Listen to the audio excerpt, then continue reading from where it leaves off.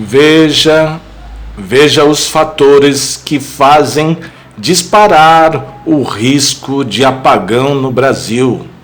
Reservatórios das regiões Sudeste e Sul estão abaixo do nível do ano de 2001, o ano que teve racionamento de água e luz. Bora falar sobre isso, sobre esse assunto grave, onde, infelizmente, cada vez mais o Brasil passa risco de apagões, queda de energia, racionamento de água. Bora pro vídeo, acompanha até o final. Queda de energia, de repente na sua casa. Ficou sem luz? Bora correr para a vela e fósforo. É a única chance que tem, né? Só se a pessoa tiver um gerador em casa ou aqueles famosos, aquelas placas de luz solar que acumulam a energia solar no teto, né, no telhado da casa, e aí ela tem energia garantida na sua casa. Agora, se você depender de luz elétrica, você está lascado. Vamos falar sobre isso. Cada vez mais o risco de racionamento de energia elétrica e de água vem tornando a vida do povo brasileiro um pesadelo. E nós vamos trazer aqui mais um vídeo para falar sobre isso. Eu vou ler a matéria. Acompanhe até o final e compartilhe. Após sucessivos anos de poucas chuvas, os reservatórios das hidrelétricas brasileiras nas regiões Sudeste e Sul chegaram ao mês de setembro em seu pior nível histórico, baixo mesmo do patamar de 2001. O seu pior nível histórico, abaixo mesmo do nível de 2001, do patamar de 2001, quando o país, quando o Brasil enfrentou um severo racionamento de energia elétrica no ano de 2001. Então os reservatórios chegou abaixo do patamar de 2001. Para especialistas ouvidos pelo BBC News Brasil, esse cenário torna elevado o risco de apagões, interrupções temporárias localizadas de fornecimento de energia elétrica, ainda mais em momentos de picos de consumo que ficam mais frequentes com a volta do calor. E agora vai entrar a primavera, a partir de amanhã, dia 22 é a primavera. Esse vídeo vai estrear amanhã, primavera, dia 22 de setembro. Então agora vai vir para primavera, verão. Então agora o tempo de calor, as pessoas usam mais ar-condicionado, ventilador, toma mais banho, bebe mais água. Então, negócio tem que começar a chover logo, agora nesse mês de setembro, outubro, novembro, porque senão a coisa vai ficar complicada para o povo pobre brasileiro. Porque rico tem gerador, tem telhado solar, com aquelas placas solares, com energia solar. Agora pobre, felizmente, depende da energia elétrica dessas concessionárias gananciosas e desse governo, através da Eletrobras, batendo lucros e lucros de bilhões e bilhões de reais em lucros astronômicos. Enquanto no inverno o auge do consumo de energia se concentra no início da noite, quando escurece, com a chegada da primavera, a demanda fica maior também de tarde, devido ao aumento do uso de ar-condicionado, como eu falei agora. Os dados do Operador Nacional do Sistema Elétrico, a ONS, mostram que esse fenômeno já começou a ocorrer a partir do final de agosto.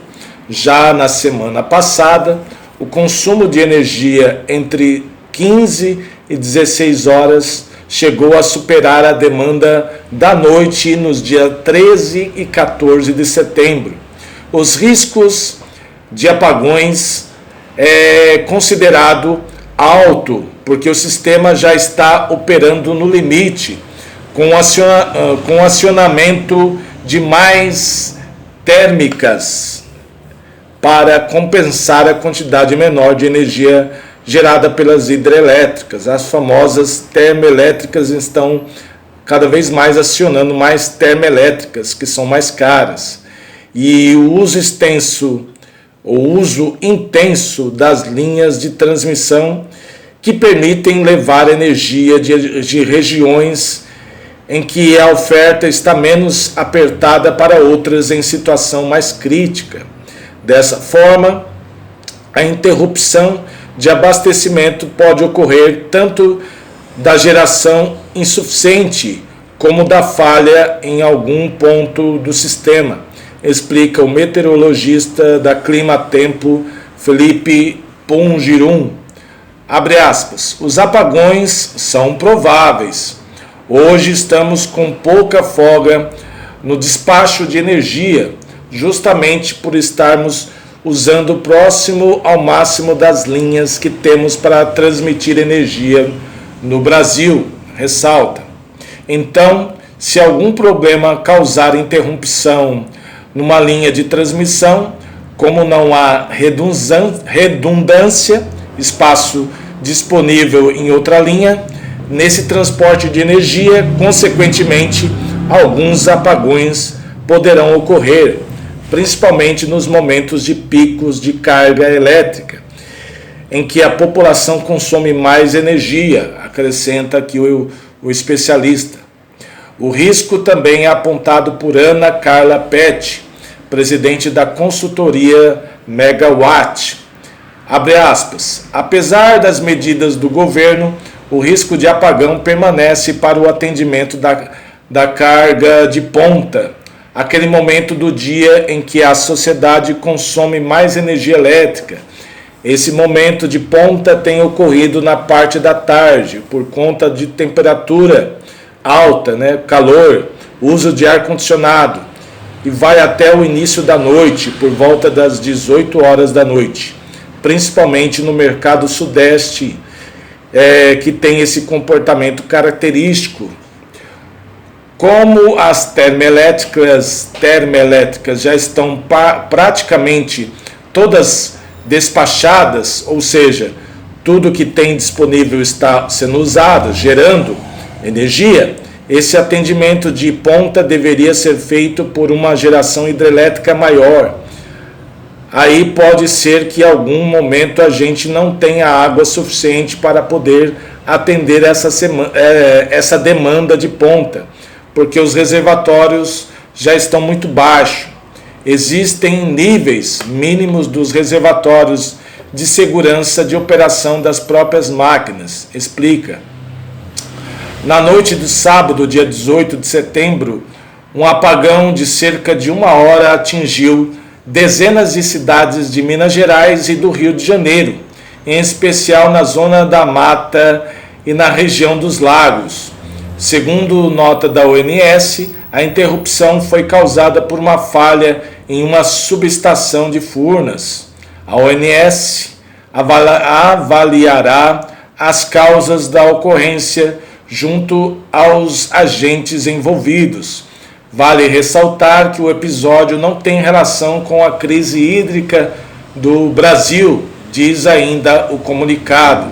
Reservatórios com 18% da capacidade no Sudeste. A crise hídrica é considerada a pior em 91 anos. Segundo especialistas e o próprio Ministério de Minas e Energia, a situação é especialmente grave no Sudeste, a região que responde por 70% da energia produzida no país. Segundo dados da ONS, o volume útil, quantidade de água que pode ser usada para a geração de energia dos reservatórios que integram o subsistema das regiões Sudeste e Centro-Oeste, está em apenas 18% da sua capacidade máxima, segundo o boletim de sábado do dia 18 de setembro. É o pior resultado já registrado para o mês de setembro. Um ano atrás, o volume útil desse subsistema era de 32,9%, quase o dobro do atual. Já em setembro de 2001, quando o governo teve que impor medidas drásticas de racionamento à população e a empresas para reduzir a demanda, a capacidade dos reservatórios estava em 20,7%. Naquele ano, consumidores que ultrapassassem determinado patamar de consumo de energia tinham que pagar multas e até a iluminação pública nas ruas foi reduzida em diversos estados. Então está pior do que estava em 2001, porque está com 18%, em 2001 foi 20,7%. A situação também é preocupante no subsistema sul, em que os reservatórios estão com capacidade média de 30%. Já no Nordeste e Norte, o cenário é mais confortável, 44% na região Nordeste, a capacidade, e 64,5% a região Norte.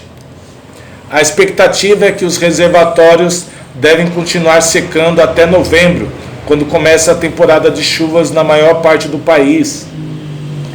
Durante a audiência pública na Câmara dos Deputados no final de julho, o diretor-geral da ONS, Luiz Carlos Ciochi, disse que os reservatórios do subsistema Sudeste e Centro-Oeste devem chegar em média a 10% da sua capacidade em novembro, com as medidas adotadas pelo governo para estimular a redução de consumo e usar outras fontes de energia, nível que ainda seria suficiente para hidrelétricas seguirem operando.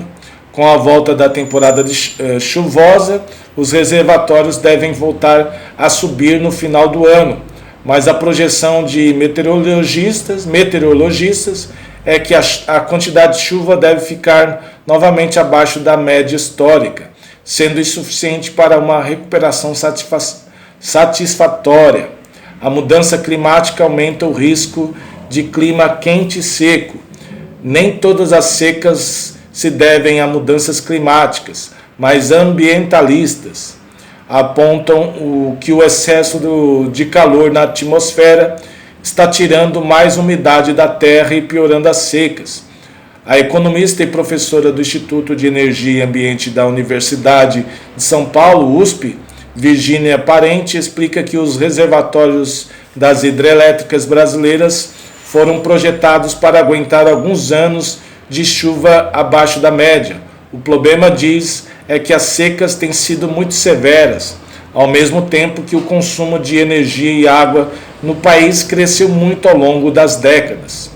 Diferenças em relação ao ano de 2001, quando teve racionamento de energia elétrica. Se a situação é pior que há 2 décadas, porque, ao menos por enquanto, não houve um racionamento da mesma dimensão daquele ano. Então, porque a situação agora é pior que há 2 décadas atrás, que em 2001, porque não teve ainda o racionamento na dimensão do ano de 2001. Após a crise de 2001, o país adotou medidas para reduzir esse risco, como aumentar a conexão do sistema com mais linhas de transmissão. Isso permite distribuir melhor a energia de uma região que esteja com mais oferta para outra, em que a geração esteja insuficiente. Além disso, também houve aumento de oferta de outros tipos de eletricidade, com mais geração de energia térmica, solar e eólica. Hoje, os mercados do Sudeste, Centro-Oeste e Sul, em que a situação é mais crítica, estão sendo em parte abastecidos por energia produzida no Nordeste, onde os reservatórios das hidrelétricas estão mais cheios, e há também geração relevante de energia eólica, que é energia pelo vento, né? A situação, porém, não é confortável, porque, ao mesmo tempo que ampliou-se a geração e a transmissão de energia no país, também houve aumento de consumo nas últimas 2 décadas, destaca Felipe Pungirum. O governo deveria ter adotado o racionamento? Uma pergunta.